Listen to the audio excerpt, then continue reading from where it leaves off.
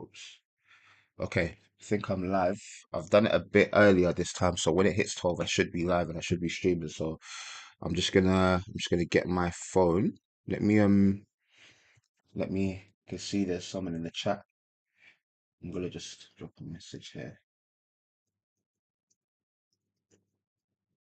Yeah. Okay. How many people I have, by the way? Let's see. People.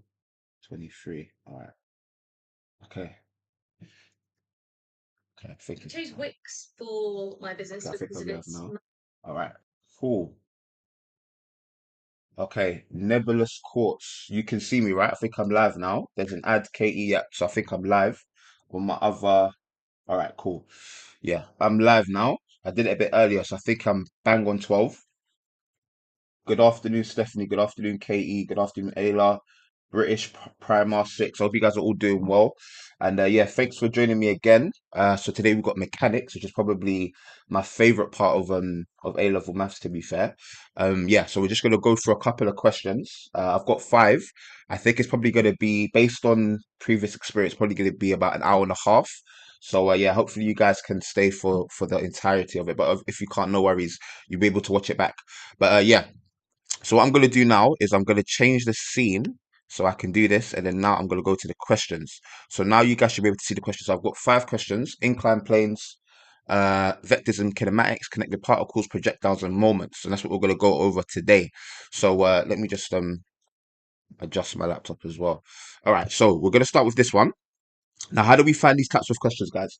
Put a 0 if you find them very tricky, very challenging, or put a 10 if these are very easy, very straightforward.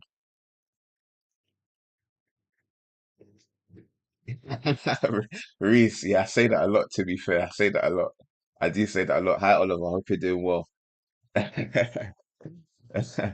But yeah, good afternoon, Samir. Hope you're doing well also. So we got this one, and let's read it. It says a rough plane is inclined to the horizontal at an angle alpha, where tan alpha is 3/4. A small block B of mass 5 kilograms is held in equilibrium on the plane by a horizontal force of magnitude x newtons as shown in figure 1.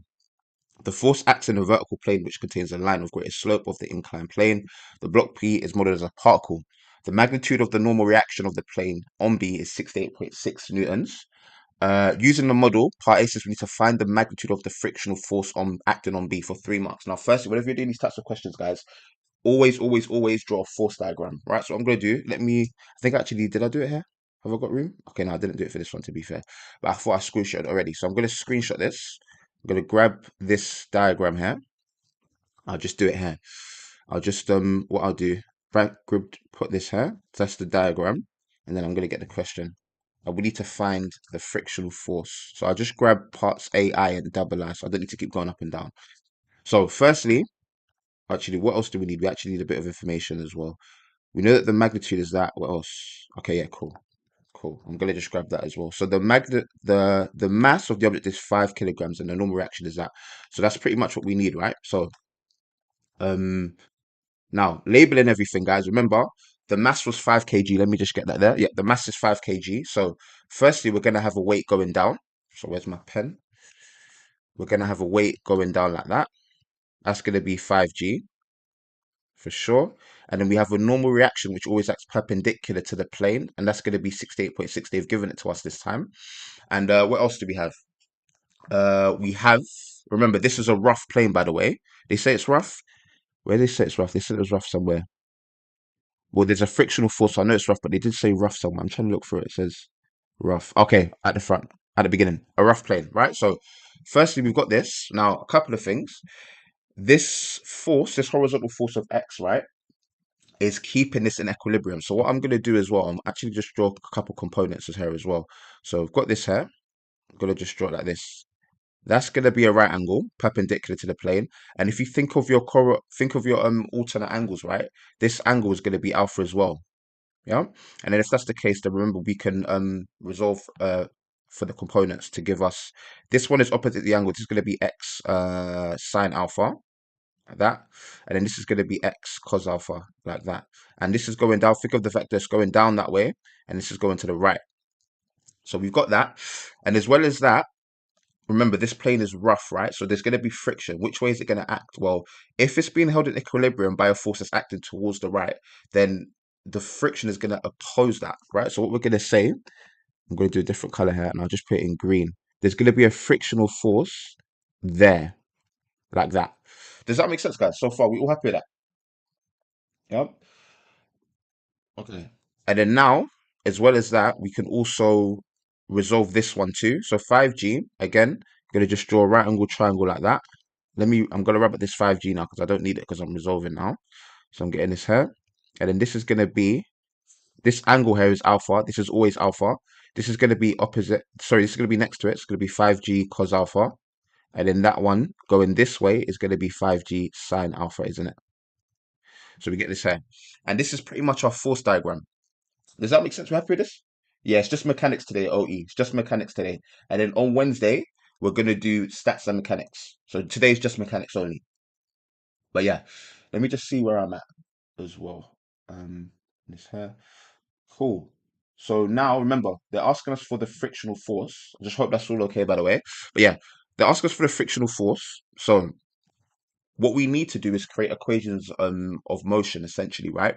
So or resolving to be fair, I should say. So in this case, because I need the frictional force, what I'm going to do is I'm going to resolve perpendicular to the plane. So I'm going to do that, and that means I'm going to resolve perpendicular to the plane. So the particle is about to move up, Samir, right? It's in equilibrium at the moment, right? But obviously the horizontal force of x is making the particle about to go up, but it's in equilibrium. Yeah. So yeah, now resolving parallel to the plane. Well, what forces do I have here? You got to be careful. I always like to highlight them. So I've got this force that's parallel to the plane. I've got this one as well, and then as well as that, can we see that I've actually got I'll do it in green. This force here, x cos alpha, it's a bit unclear. What I'm going to do, I'm going to just get the diagram again, just so it's clear. So I'm going to just do like that there, and then we've got this force x cos alpha, which is going up the plane, isn't it? So what we can say here is that, well, we've got that going up and we've got the frictional force going that way. And we've also got the parallel component of the weight 5G sine alpha going in the opposite direction. So now what we can say then is that if I was to resolve parallel to the plane, we could say, well, the forces going up, which is x cos alpha, is going to be the forces going down the plane, right? Whoops. What's happened there? So I'm just trying to get my pen. Whoops. Oh, sometimes my thing just crashes. Let me do it again. Let me get up. Yeah, sometimes it could just crash, but let me just get up again. So that should be fine. And then now we could say that that's going to be x cos alpha, and that's going to equal f plus 5g sine alpha. Does that make sense? Happy with that?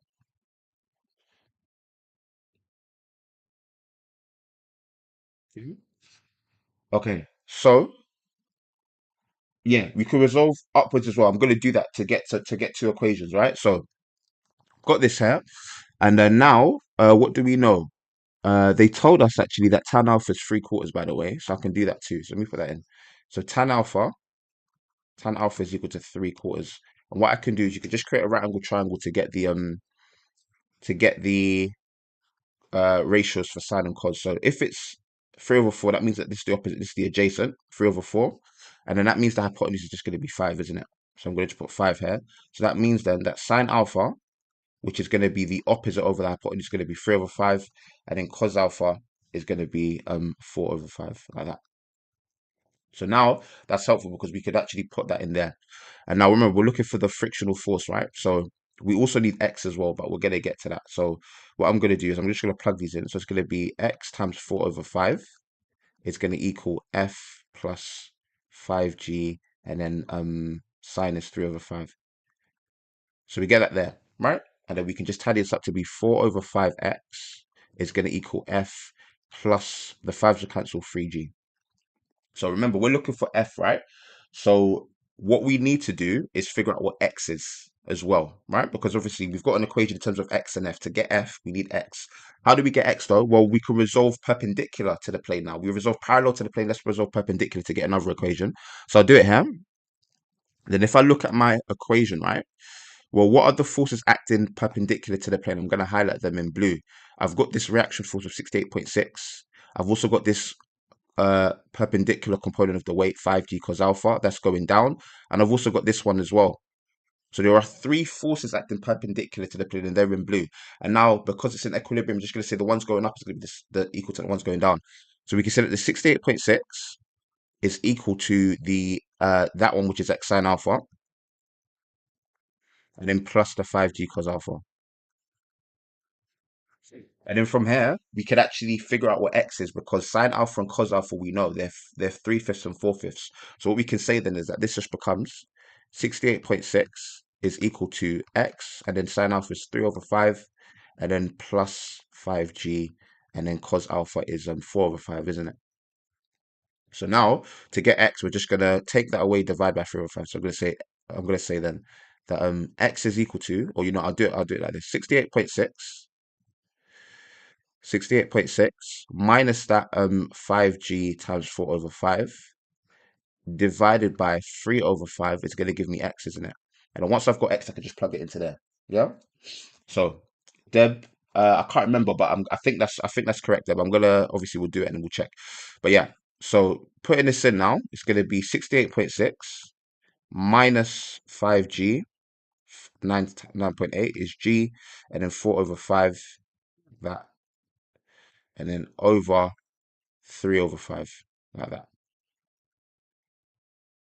And this gives me 49. So we know that x is equal to 49. X is equal to 49 newtons, right? And then we can plug that in there, so we could figure out what friction is. So now we could say that, well, since x is 49, we can plug that in there. We've got 4/5 times by 49 is going to equal F plus 3g. So that just means then that F is going to equal 4/5 times by 49 minus 3g. So I'm going to plug that in and see what I get. And that will give me, put this in there, 4/5 times by 49 minus 3 times by 9.8. That gives me 49/5 or 9.8. And well done, Deb. That's correct. Good stuff. So let me just put this in there. 49/5 or 9.8. Perfect. Does that make sense, guys? Happy with that? All good? Just check as well. Good stuff. Okay. So yeah, did it in 2 minutes. Yeah, so it's not too bad. It's not too bad. All right. Cool. So yeah, hope a 6 marker on this comes up. Yeah, they're really not bad, especially when you do it a couple of times. So we've done that now. And what was the next part? Um Double I says we need to state the direction of the friction force acting on B. So again, remember, this was our diagram here. We've got a force X which is acting horizontal to the plane, right? They didn't say to give it in terms of G only, so couldn't you just leave it as the top one? What did I leave it as? 49/5. So yeah, you could just leave it as fraction. Yeah, I think that's okay. But to be fair, yeah, I think what I would do is I would just put it in as a fraction and as a decimal. Yeah. Anyways, let's just get the next question again. Part double I, to state the direction of the frictional force acting on B. Whoops, hold on, let me get my charger. Okay. So again, remember, we know that this was acting down the plane, right? Because remember, the horizontal force was keeping it from going down, right? So the frictional force is going to oppose that. Yeah. So what we're going to say is that for part B, which way is it going? I'm just going to copy it. Oh, it's double there. It's right there. State the direction. I'll just write double I. Sorry, it's double I, not B. Sorry, double I. It's going. You're just going to say down the plane. Down the plane. That's it. Perfect. So that's done. Now, wait. So X is not the frictional force acting on B. No, X isn't a frictional force. X is just a horizontal force, right? Remember, the frictional force is going to be acting on the surface. X isn't acting on the surface, right? Cool. So let's get the next one up now, which is 6 marks. So I'm going to bring this here, and then let's read it, and let me get everything that I need for it as well. So it says the horizontal force of magnitude x newtons is now removed, and B moves down the plane. Given that the coefficient of friction between B and the plane is 0.5, find the acceleration of B down the plane. All right, so I need a diagram again. I'm going to grab this diagram. You get this diagram here. Whoops. So what's it letting me? Okay. I'm gonna copy this because I need this, and then that force is removed, right? So what I'm gonna do is let me rub out everything that I don't need. So I'm gonna get rid of that, and then what I'll do is I'm just gonna get rid of that quickly, and then because that's removed, what I'm gonna do, I'm gonna just rub it out. So it's been removed, so I'm gonna basically do this and remove it like that. This is gone now, right? And what happens as well, that reaction, right, is dependent on X. So that has to change too, doesn't it? So let me just remove everything. The chat is normal today. Well, you're telling me. Let's not jinx it. But yeah. So yeah, as I said before, this is gonna change now. So this is how it is. Now remember, it's acting down the plane. So let me put acceleration going down that way. It's gonna be like that. It's going to be A going down the plane. Let me just make it a bit thicker. We're going to have reaction force like this. Now the weight is still 5G, like that. And then also the components, like that, is going to be the same, isn't it? It's going to be 5G. Let me get the chart, by the way. Okay. So 5G cos alpha, like that. And that's 5G sine alpha again. So put this here. 5G sine alpha. And what else? What are we looking for? They've told us that the coefficient of friction is 0.5. So I know that mu is 0.5 as well. And we are trying to figure out what the acceleration is. So all we need to do is just create an equation of motion based on what we've got, right? Why does the normal reaction change? Because the normal reaction depends on the forces acting vertically, right? Remember, we had a horizontal force of X, and we just go up again. Remember, we had a horizontal force of X. And can you see when we resolved it, right? It was equal to x sine alpha. That's gone. So it's going to change naturally because this equation is going to change when you resolve it perpendicular to the plane. So I hope that makes sense. I think it was Brian that answered that. But yeah. So now what we're going to do is just create an equation of motion, right? And Ollie, thanks for that. Thanks for that. Appreciate that explanation. But yeah. So now we just need to create an equation of motion now. So what I will do is say if it's going down the plane, and also by the way, it's rough as well. By the way, I forgot the friction. It's rough now because it's rough, and I know it's going down the plane. The friction is going to oppose motion, so friction is going to act this way now. Are we happy with this force diagram, guys? Does this make sense? Should make sure we're all good with that. I'm just going to just check the chats to see. Okay, cool. Yeah, that seems all fine to me. All right. Cool. And then let's just remind ourselves what sine alpha and cos alpha was because we're gonna need these two. Sine alpha is 3/5 and cos alpha is 4/5. So I'll copy that. And we could just put this in here. All right, cool. So now this is very easy. 6 months. I think this is very generous. 6 months. If this comes up, you guys are really happy, in my opinion. Anyways, equation of motion, right? F equals ma. The particle is going down, so this is going to be the dominant force, right? And then what is going to be opposing that? It's going to be the friction. So the F in F equals ma is going to be 5G sine alpha minus the friction, and that's going to equal the mass of the object, which is 5, and the acceleration is a, which is what we're trying to get. So we've got this now. We know that sine alpha is 3/5, so I'm going to write 5G and then 3/5, and then minus F is equal to 5a. So that becomes 3G minus F. And that just tells me, because I'm trying to figure out what A is, I need F. And that means we could just resolve. Remember, because F is equal to mu R. So we need to figure out what the reaction force is. So uh, we need to resolve perpendicular to the plane now. And now the reaction force, as we can see, is this one here. And then the other only force that's going down is going to be this one. And by the way, I've done it a bit wrong. It should actually be going actually straight down, right? I'll just do it. Let me just it doesn't really matter, but let me just be complete. So just makes sense. So it's actually meant to be like that, isn't it? Like that. Same thing, but yeah, just so it's super clear. 5G cos alpha, 5G sine alpha. All right. So we can see that these two forces are the forces going are acting perpendicular to the plane in opposite directions. So we can say that then the R is going to equal 5G cos alpha, like that. And then obviously cos alpha is 4/5. So we could put that in there. And then that just means that, well, if that's a 4/5, then the fives are going to cancel. And that means that we're going to get 4G for the reaction force. So therefore, we can plug that in there. We can say that, well, F is going to equal mu, which is mu was, what was it? 0.5 or a half, right? 0.5 or a half, and then the reaction force is 4g. So it's going to mean that F is going to equal 2g, right? So we can put it in there. So we get 3g minus 2g is equal to 5a. So then that just means that g is going to equal 5a. So that means that uh a is g over 5 is equal to a. Let me just make sure that's correct. Did I get that last time when I checked it before? Yeah, perfect. A fifth g. Yeah. So just say therefore a is equal to a fifth g. And then what is that in the in calculator? 9.8 over 5. Yeah, 1.96. Well done, guys. Well done for those of us that got that correct. Yeah. Yeah, we're gonna do moments. We're gonna do ladders. That's the last question I got. Yeah. But yeah, hope that's all good. So we'll go to the next one now. The next one is vectors and kinematics, right? Now, how do we find these types of questions? Mechanics is calm, it's just stats that ruins me. Yeah, I get you. All right, cool, cool. So, let's have a read of it. It says, at time t seconds, a particle p has velocity v meters per second, where v is equal to 3t to the half I minus 2tj, where t is greater than 0.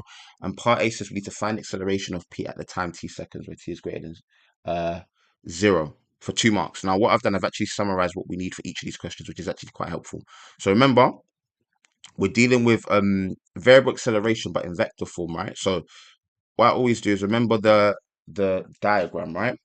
You've got displacement, you've got velocity, you've got acceleration. To go down this, you differentiate. To go up this, you integrate. So I'm at the velocity and I need the acceleration. If I look at the picture here, I need to go down, so I need to differentiate. So what we could say then is that, well, A is going to equal the derivative of that, right, with respect to t. So we're just going to differentiate each of these components with respect to t. Yeah.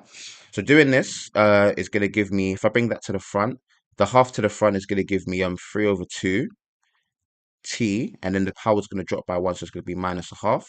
And then and I'll put in a bracket so it's clear to see what the component is. And then plus, and then this component now is minus 2, right? Is minus 2t. If I differentiate that with respect to t, that's going to be minus 2. So I get this here. This is our answer. We can just write this as a is going to equal 3 over 2 t to the minus 1 over 2, and then minus 2j for 2 marks. That's it. Does that make sense? Happy with that? Yeah. Sese or SESC, yeah, dV dt. Exactly. Yeah. And to be fair, I should write that as well. This is dV by dt, isn't it? Cool. So that's done. Part B, what was it? I've actually got it here. Part B says find the value of t at the instant when p is moving in the direction of I minus j. Now, what do we think about these types of ones? These come up quite a bit, to be fair. When they ask you to find something moving in a certain direction. Anybody know how to do this one? What do we think about it? Put a 0 if you think I have no clue what to do here. I will skip this, or put 10 if this is very easy. Let me just see as well. To the next question.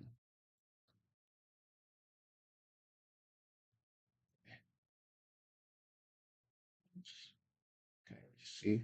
All right, cool. So let me just make sure.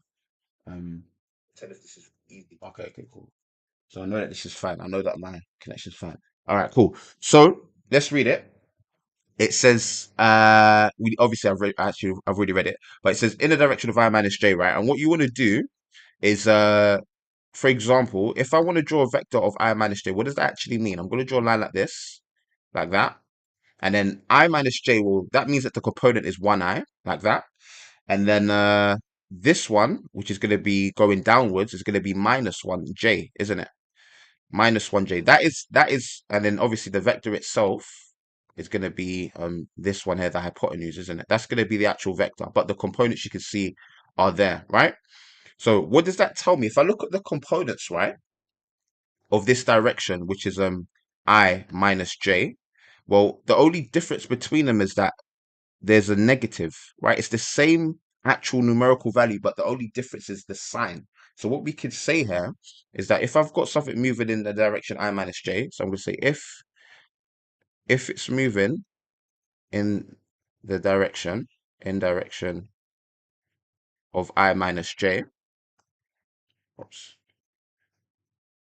of I minus j, then what that means is that the x component, right, is just the same as the negative of the y component, right? You can see this here. The x component is 1.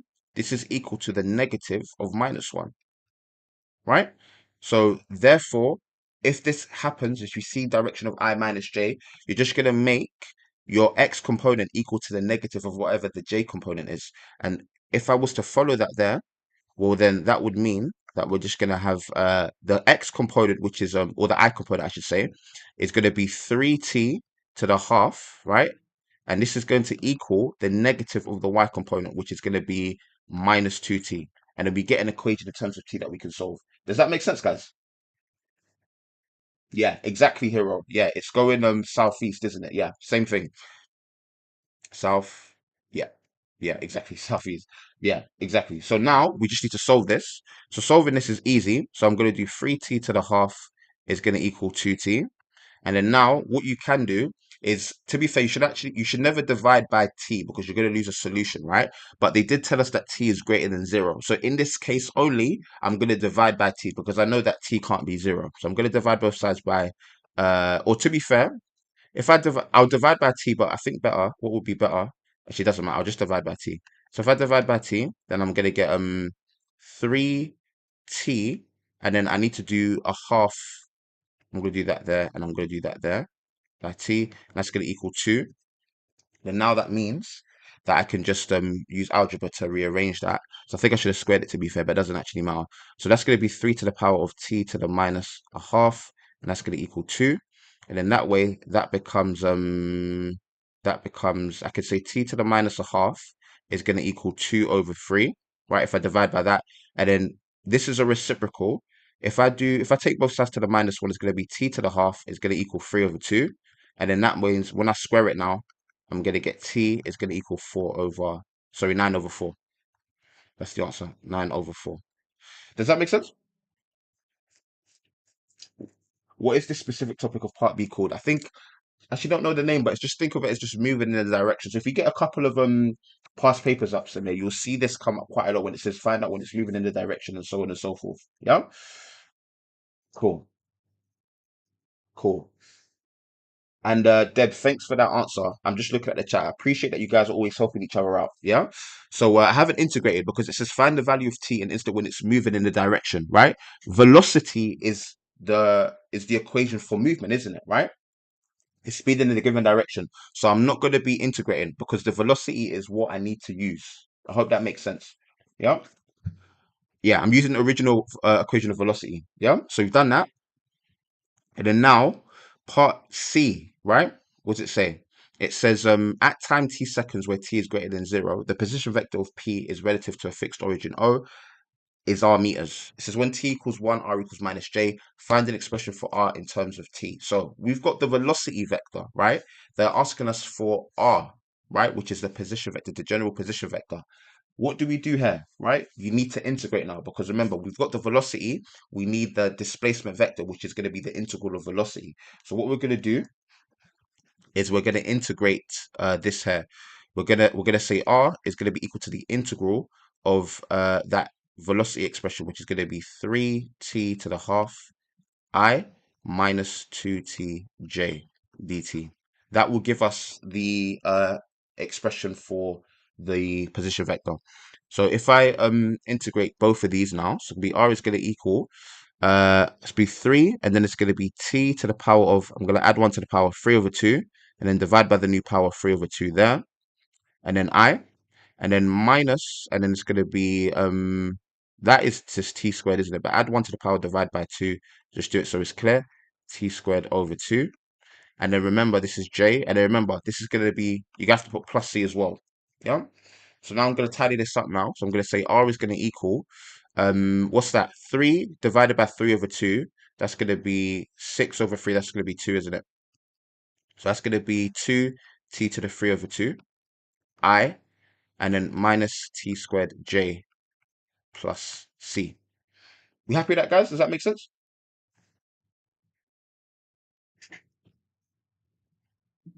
I'm just going to check as well that we're all good.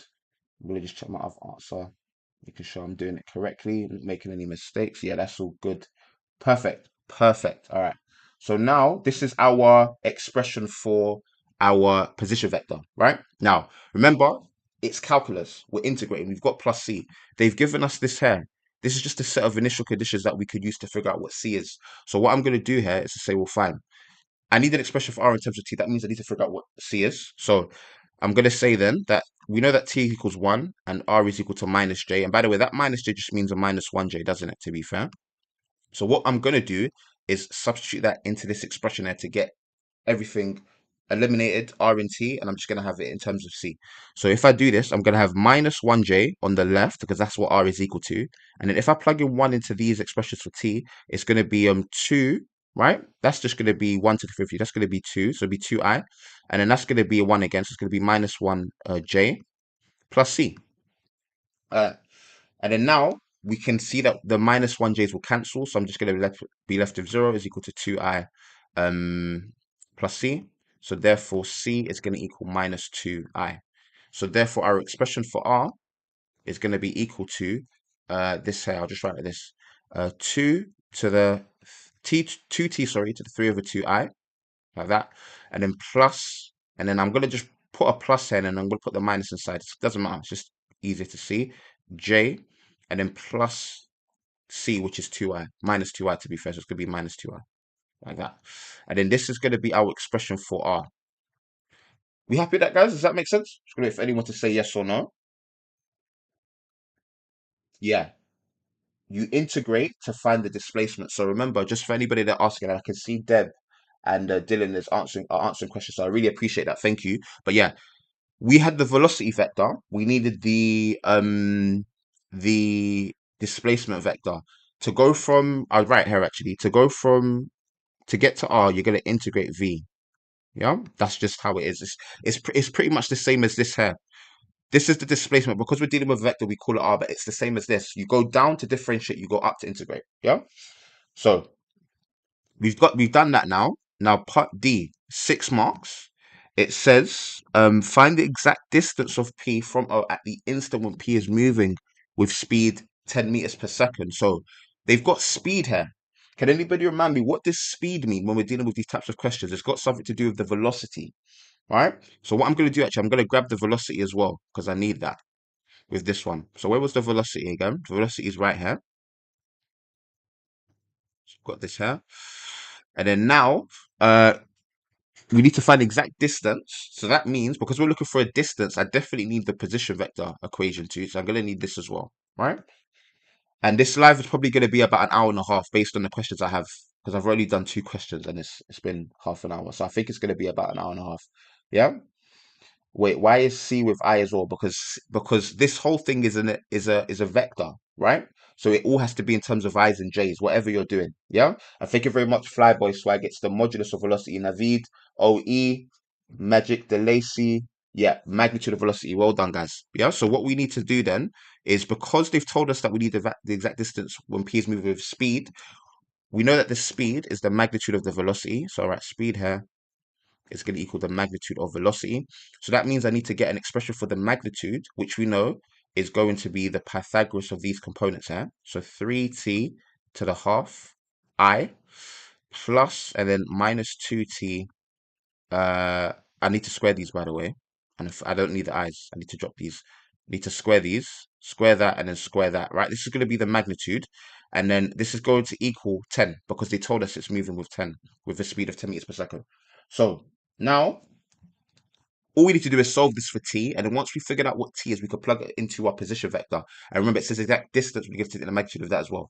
So I'm going to figure out what t is. So I'm going to square this. If I square both sides, I'm going to be left with 100 on the right. The square root is going to be removed, but now I'm going to square these inside. If I square that, that's going to be 9t, and then this is going to be plus 4t squared. So then I just get a quadratic. So I can say then the quadratic is going to be 4t squared plus 90 minus 100 is going to equal 0. So now I'm just going to put this into my quadratic solver. Why not? 2 and then 2. It's going to be 4. It's going to be 9. It's going to be minus 100. And that gets me to t is going to equal 4, right? Or t is going to be equal to equals minus 25 over 4. right? So we've got two values for t, right? So obviously t has to be greater than 0. So we know we're not using this one. No solutions here. Yeah. So why isn't there two separate components for I and j? Because we are, I think, if you're talking about this question specifically, we're taking the magnitude, right? So the i's is going to be 3t to the half, and the minus 2 is going to, the j is going to be minus 2t.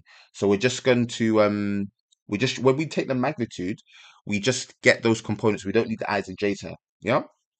So now I know the value of t when the speed is 10 meters per second.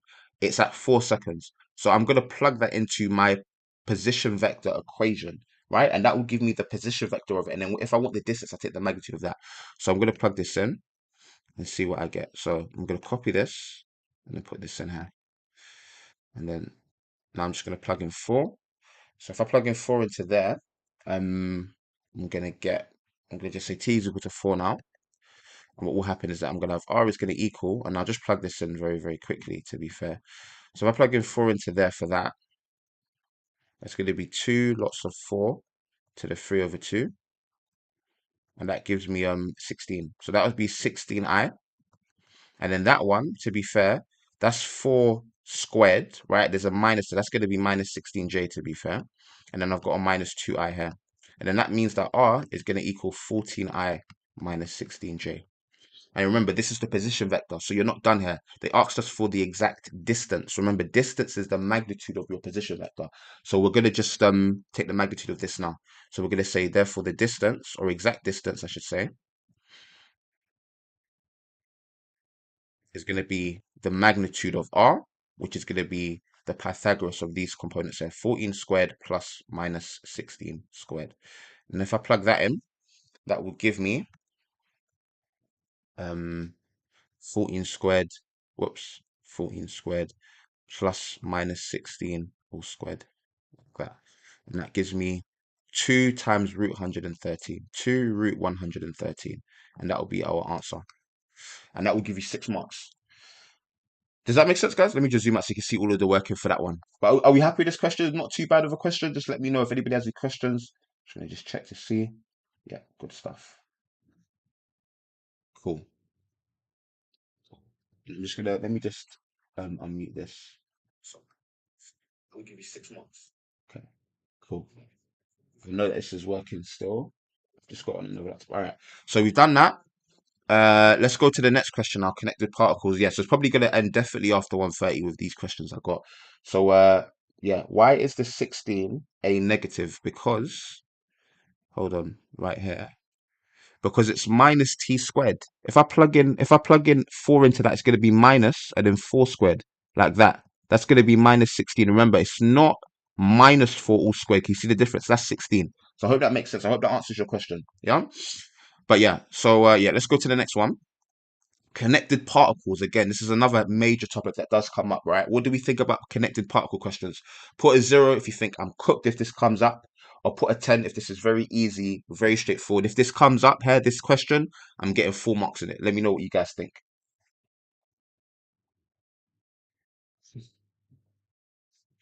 Okay. Histogram question. Oh, I think you guys are talking about Deb and Gino. You talk about paper 2023. Yeah, that question was crazy. That question was crazy. But yeah, so doing this. Yeah, can you quickly explain the convective particle questions when one block falls and the string is like slack, so there's no tension? I've done a couple of questions on that. What I'll do, Deb, I'll do this question and then just remind me after I'll explain it. But basically, what you're doing with those types of questions, right, is once the string is slack, yeah, you're no longer treating the particles as connected. So you know you have an acceleration which is throughout the system. The moment it becomes slack, you're treating them as two different particles. But just remind me after this question, I'll just quickly run through it. I think I've got a couple questions like that, so I'll probably do it on Wednesday. But yeah, let's have a read of this one. So it says a small stone A of mass 3m is attached to one end of a string. A stone B of mass m is attached to the other end of the string. Initially, A is held at rest on a fixed rough plane. The plane is inclined to the horizontal at an angle alpha, where tan alpha is 3/4. The string passes over a pulley P that is fixed at the top of the plane. The part of the string from A to P is parallel to a line of greatest slope of the plane. Stone B hangs freely below P as shown in figure 1. The coefficient of friction between A and the plane is a sixth. The stone A is released from the rest and begins to move down the plane. Stones are modeled as particles. Pulley is modeled as being small and smooth. String is modeled as being light and extensible. Part A says using the model for the equation of motion, using the model for the motion of the system of B before B reaches the pulley, write down an equation for the motion of A for 2 marks. So I've actually got this summarized here, I believe. Did I summarize it? Yeah, I did. Perfect. I did it right here. Where is it? Yeah, perfect. I did it over here. So this, I'm going to do it here. That's what we need, right? So doing this is what we need. So firstly, again, we're dealing with a connected particle system. So we need to draw our force diagram, right? So what are all of the forces acting? By the way, they did tell us that there's a coefficient of friction, right? So I know straight away it's going to be rough. What's happening? Which way is it going? I'm guessing it's going to go up. Stone A is released from rest and begins to move down the plane. Oh yeah, of course it's heavier, so it's going to move down. All right, cool. So that's fine. So it's going to go down this way, and then that means that this is going to go up like that. And then what do I know? This is going to be the weight of it. That's going to be mg, right? There's going to be tension going there, and there's going to be tension going here. And then what else? There's going to be a weight going like this. That's going to be mg as well. And then we're going to have a reaction force like that, aren't we? Which is going to be called R. And then remember, it's going down the plane, and there's friction, so there's going to be a frictional force opposing that motion. It's going to be F like that.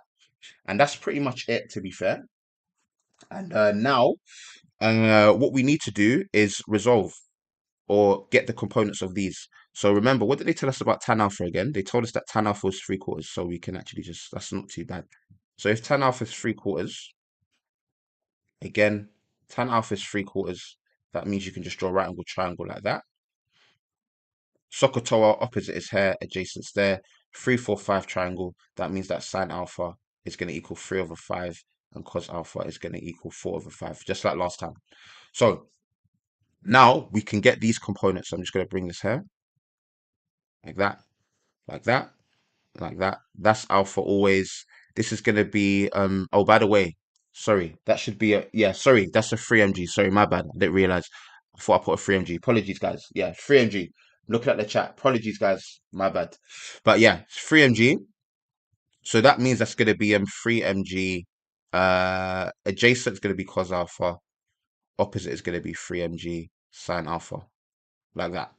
And then I'm going to rub this out now because I've resolved, right? So remember, they've asked us to find an equation of motion for A, right? Before B reaches the pulley. So it's going downwards, by the way. Let's just zoom out a bit. It's going downwards. So if it's going downwards, well, we need to ask ourselves, well, what forces are going to be driving it downwards? It's going to be this parallel component of this weight here, 3mg sine alpha. And then what's going to be opposing the motion as it's going down? The tension is, and so is the friction. The tension and the friction are going to be opposing the motion. So therefore, we could say, we're just going to use F equals ma, right? The resultant force is going to be the 3mg sine alpha, which is going to be dominating. It's going down, and then the friction and the tension are going to be resisting it. So we could just say minus F minus T, and then that's going to be equal to the mass of the object, which is 3m, and the acceleration. So we get that there. Does that make sense, guys? Happy with this? Yeah. Cool. And to be fair, I've checked the mark scheme. They actually give you the 2 marks for this, right? You don't even need to figure out what sine alpha is at this point, right? But yeah. They can ask you anything, Sad. They can ask you velocity time graphs. They can put anything in, by the way. But yeah, this will give you 2 marks, but I'm gonna just put in sine alpha, which I know is 3/5. So it's gonna be 3mg, and then it's gonna be 3/5 minus F minus T, and this is gonna equal 3ma, like that. And then that means that's tidying up, that's gonna be 9/5 mg minus F minus T is equal to 3ma. And that is going to be our answer. So again, this gives you 2 marks in the mark scheme, but this one is better as well because you've simplified it a bit, haven't you? But yeah, cool. So doing this, let me just see. Katie, can you explain the equation? I think you mean the equation of motion. I'll just do it again. So remember, we're dealing F equals ma for the equation of motion of A, right? So remember, A is going down the plane. right? So what is being dominant as it's going down? Think of it. Remember, we're just seeing the forces going parallel to the plane and the ones going up. There's one going down, 3mg sine alpha, and then there's two going up, the tension and the friction. So if I do F equals ma on that, then that's going to be 3mg minus the F minus the T. So I hope that makes a bit more sense. Yeah? Okay. So, yeah. If particle B was heavier, how would it change the forces? So if particle B was heavier, then it wouldn't be going down. A would be going up, and then B would be going down, right? So you just have to just adjust for that. So I hope that makes a bit of sense. But yeah, so we've done that. Now part B says for 7 marks, we need to show that the acceleration of A is 1/10 g for 7 marks right now. Again, this is 7 marks. I think this is a really nice 7 marker. Yeah. So what you want to do with these ones is you're just creating equations of motion for both particles and then just solving simultaneously. It's the same thing each time. So we've got an equation of motion for A, which is that. So I'm going to just copy that and bring that here. This is the one for A. I'm going to copy this and bring this here. That's the equation of motion for A. I need an equation of motion for B, right? Yeah, British tension arrows will always be pointing towards each other in these type of questions. Always, they're always going to be pointing towards the pulley. Always, always. But yeah, so we've done that now. Now, equation of motion for B is what we need, and then we're going to solve simultaneously. So, yeah, B, that's quite easy, no? Because if it's going up the plane, right, that means the tension's going to be driving it up, and then the weight is going to be driving it down as it's going up. So it's going to be T minus mg for the equation of motion for B. So it's going to be T minus mg. T minus mg is going to equal the mass of the object, which is m, and then A. And then we need to figure out what A is, so we just need to solve simultaneously. So I've got two equations, right? Two. Would friction be going down in that case? Yeah, because if it's going up, Brick, then the friction opposes motion, so it's going to be going down. Yeah. So cool. So doing this, we're going to add these together because remember, we're trying to figure out what A is. If I add these two equations together, guys, that will get rid of the tensions. I've got a tension here, which is positive. I've got a negative tension here. If I add these two equations together, it's going to get rid of it, isn't it? And that will make life easier. So therefore, I'm going to say, if I do equation 1 plus equation 2, adding them together, then these two are going to cancel. Then it's going to be 9 over 5 mg minus that f. And then I'm going to minus this, I'm going to minus that mg, isn't it? And then that's going to equal these two, 3ma and ma is going to make 4ma. So this is when I add them together. Again, the t's are going to cancel. 9mg minus f is there. And then obviously this is a minus mg, so it goes there. And it'll be equal to 4ma. So now, doing this, I can see, let me just see. With friction going down, do you not take into account the 3mg Hero 34?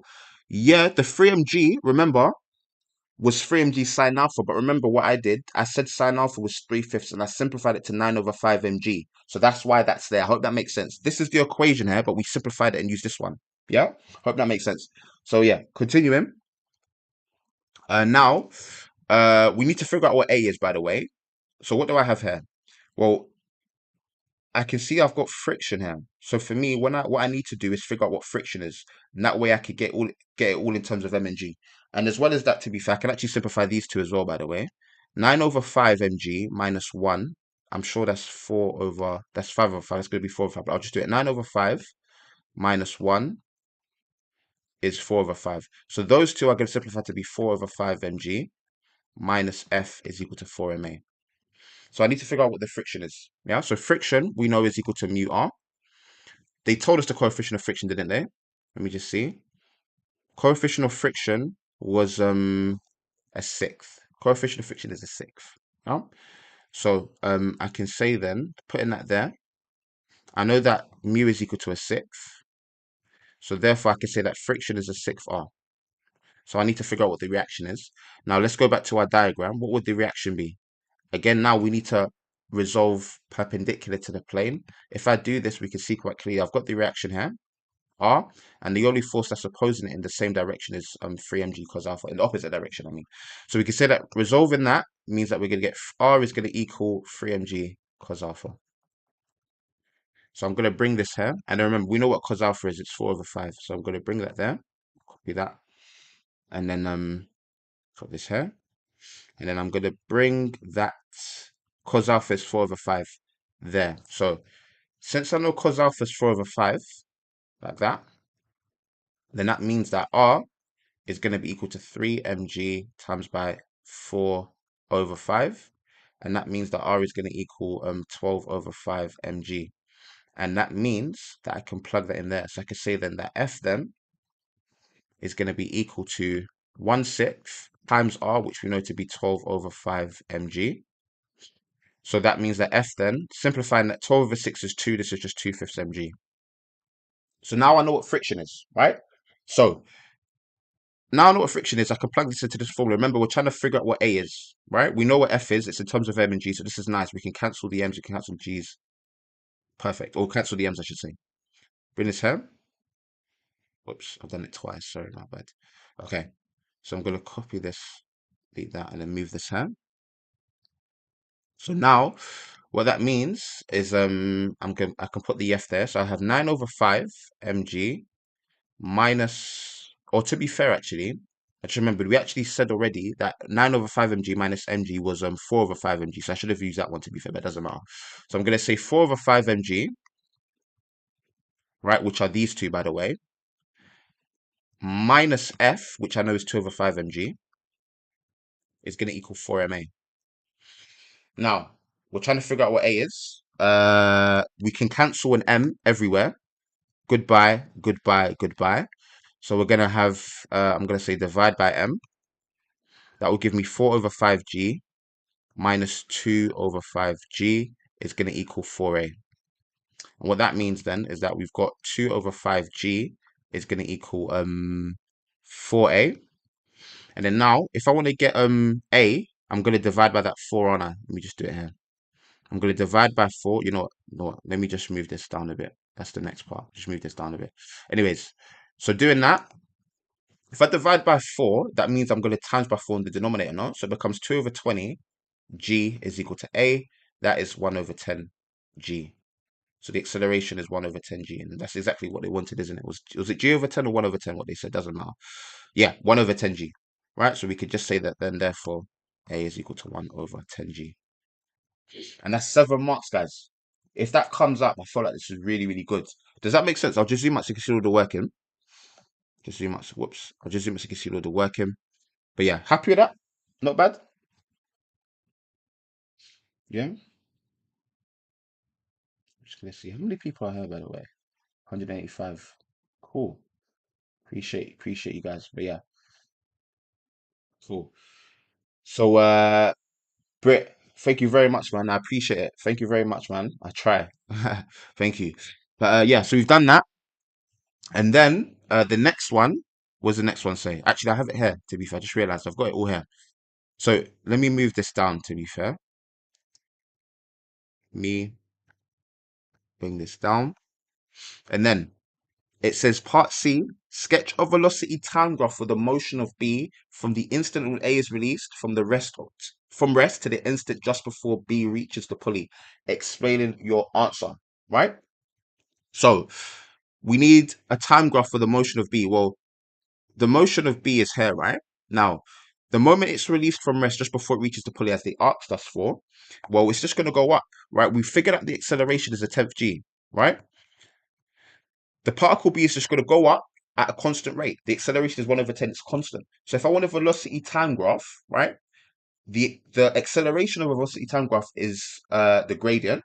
And I know that the gradient is 1/10 G. So the motion of B then, if I want to draw a velocity time graph to represent that, where's my scales? It's over here. It's going to be like that. And then remember, velocity time graph, V is going to be here, T is going to be there. The motion of B just goes upwards at a rate of 1/10 G. The gradient of a velocity time graph is the acceleration. So I'm just going to draw a line like this. And this gradient here is going to be 1 over 10g. So I'm just going to say m is going to equal 1 over 10g. And this represents the gradient. So we can just say, this will give you 1 mark by drawing the graph. The mark scheme says you need to write a little statement, right? So what you need to say is that straight line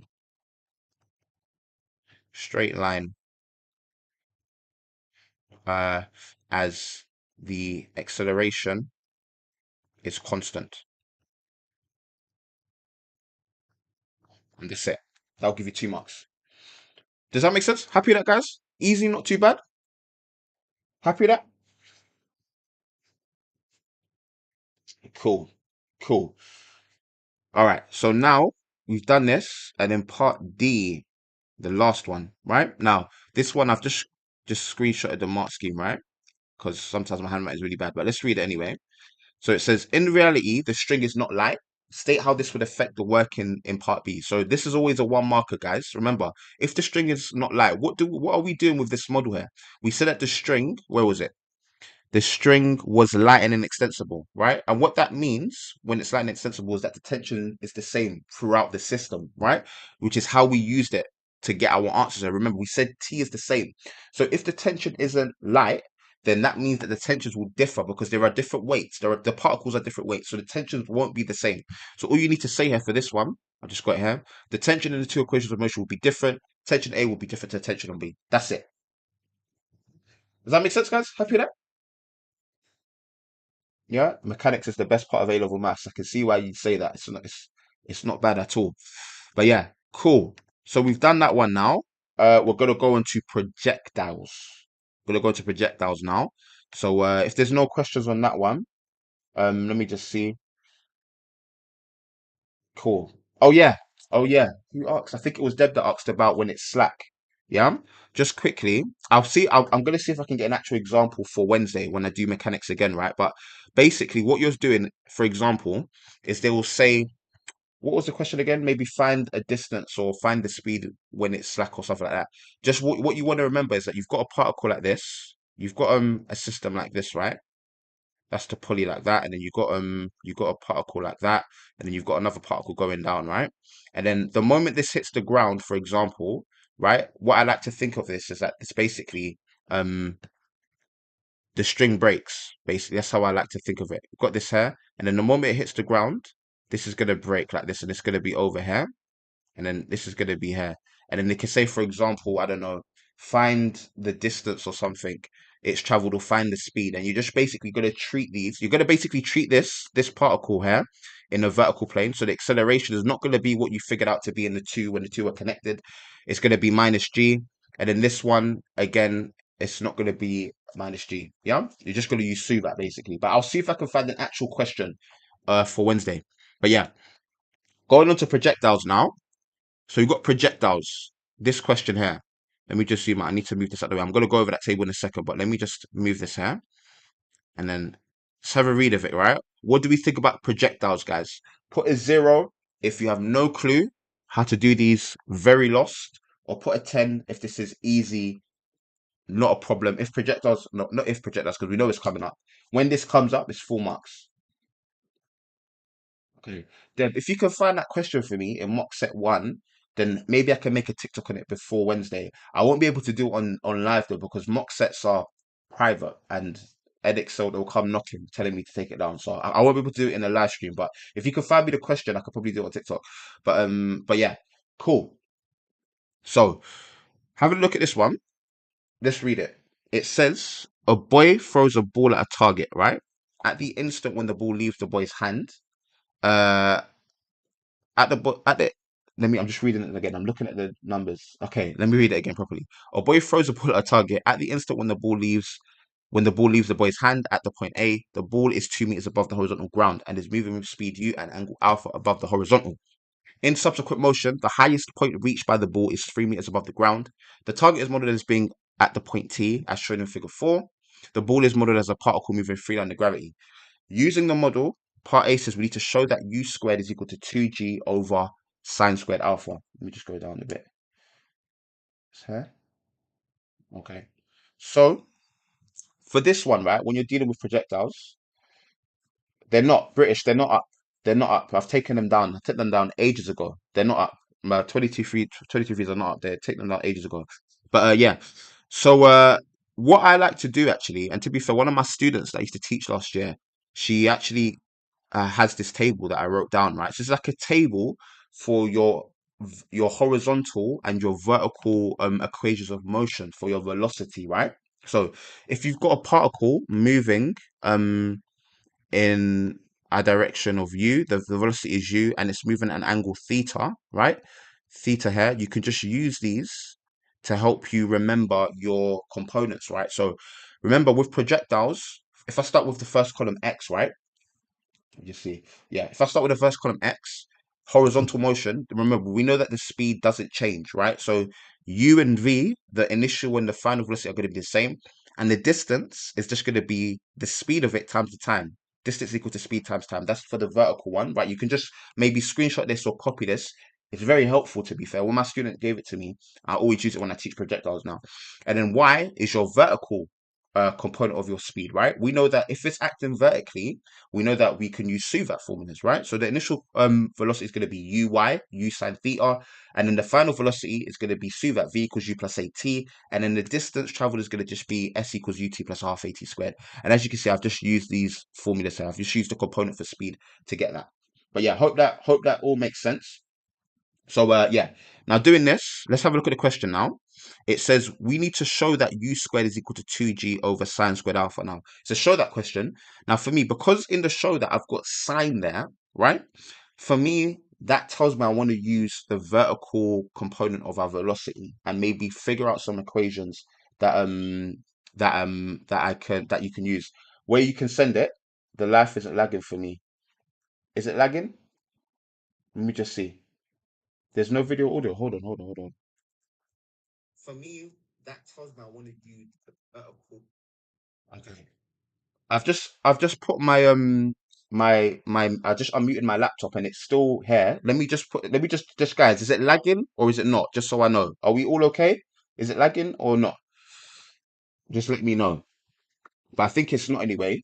But yeah, and Deb, my email is I'll write in the chat to be fair. Info at Massive Dan. Where's at on this? Massive Dan.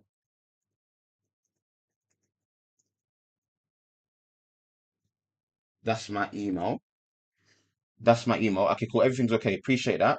It didn't let me send a message. I tried to send an email, but just DM me on Instagram then. Because I just tried to send the email in the chat, but they didn't let me. Maybe you can't send emails. Anyways, so yeah. Now, because they say show that u squared is equal to 2g over sine squared alpha, it tells me I need to use my vertical component for the speed. Yeah. Now remember, if I look at this table, vertical component of the speed, remember the initial speed is uy, which is u sine theta, and vy is the speed, the final speed, depending on where you're looking at, right? And if I look at the diagram, where have I got it? Yeah, perfect. I've actually got it here, right? If I look at the diagram, right, I can see that I actually know this right here. What do we know about the speed right here?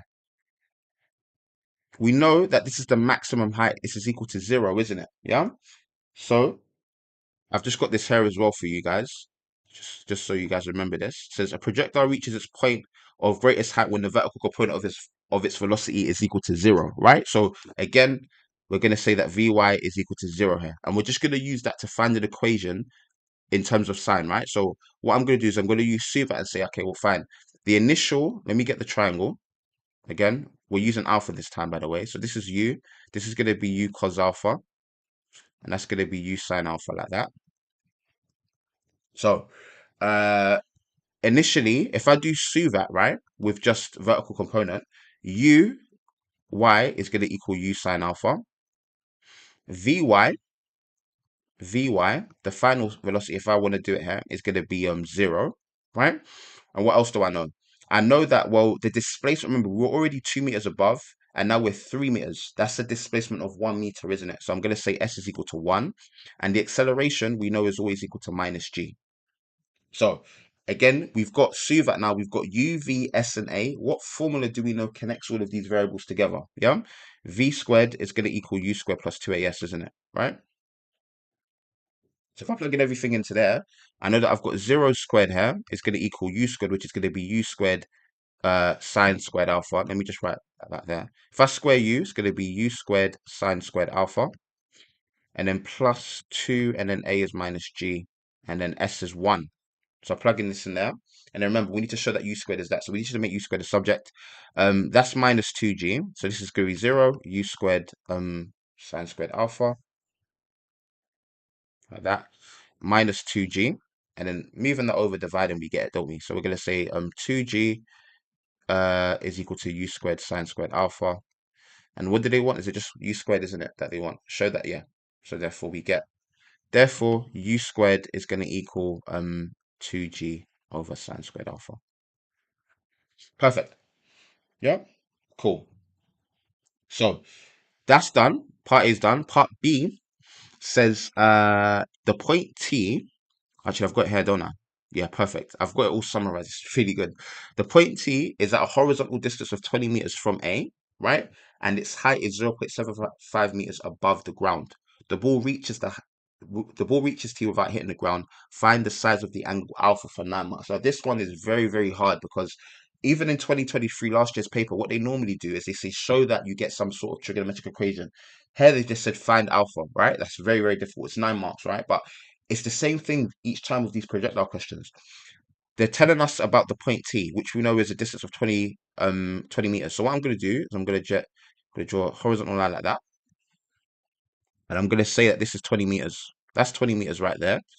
And we also know that this is 0.57 meters above the ground. So I'm going to just say then, as well as that, this right here, that distance right there is 0.75 meters above the ground. So what we want to do is find equations of motion at this point T. So I'm just going to say here, just going to put this here, find equations, right, of motions, find equations of motion at T. So if I start with, or I should say equations for the vertical and horizontal speeds and so on and so forth, right? So if I start horizontally, let's get our table again, right? What do we know horizontally? Let me grab this table actually. I'm just going to copy it and grab it here. So I grab that table. If I grab this table right here, what does this tell me then? Well, horizontally, I know that the distance is equal to the speed multiplied by the time, right? The distance horizontally at t is 20. So I'm going to say distance at 20, distance at t is 20, right? So based on this here, I can say that this is equal to 20 is going to be equal to the horizontal component of the speed, which is going to be u cos alpha in this case, because remember, we're using alpha, not theta, multiplied by the time it takes, right? So we can use that there. And then for here, what we can do now is just say, well, algebraically, we can say that t is equal to 20 over u cos alpha, right? So that is for horizontal projection, right? The horizontal component of speed.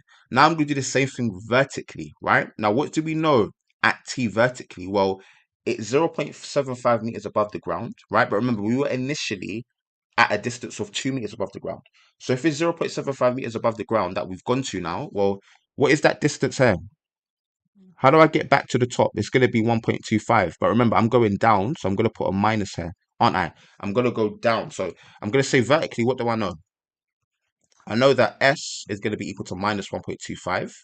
And we know that A is equal to minus G, right? What else do we know? We know that the vertical component of speed initially, right, is U sine alpha, right? So I'm going to just say this here, that UY is equal to U sine alpha. And what we can say here is, well, we could just use T as well. Yeah, it's always the same thing because we're dealing with the point here. We're trying to get an equations for the point T. So we're going to use T, right? So what equation do I know connects all of these together? S, A, U, and T. It's S is equal to UT plus a half AT squared, like that. So if I use this here, then I'm going to have minus 1.25 is going to equal U, which is U sine alpha, like that. I'm going to put this in a bracket. That's U. T is what we're looking for, right?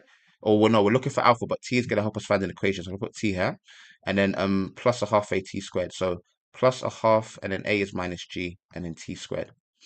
And then now, remember, we're looking for alpha, right? We've got these two equations. We've got equation 1 here, equation 1, we've got equation 2. And we have an expression for t, don't we? We can substitute that into here, and it's the same thing. This happened exactly in paper 2023 last year. It's the same type of question, right? So hero 34, that's correct. That's correct. Yeah. And it's definitely coming home. It's definitely coming home. Anyways, now I'm gonna sub in 1 into 2. And what that means then is that I'm gonna have minus 1.25. Let me just move this here. Minus 1.25 is gonna equal u sine alpha, and then t is 20 over u cos alpha. Like that. And then plus, and then that's just gonna be to be fair, g is 9.8, isn't it? So I can write this as minus 4.9, isn't it? Yeah, half of 9.8 is 4.9. So I write this minus 4.9, and then t is that there, 20 over u cos alpha squared. Does that make sense, guys? Are we happy with that, by the way? And let me just check again. That's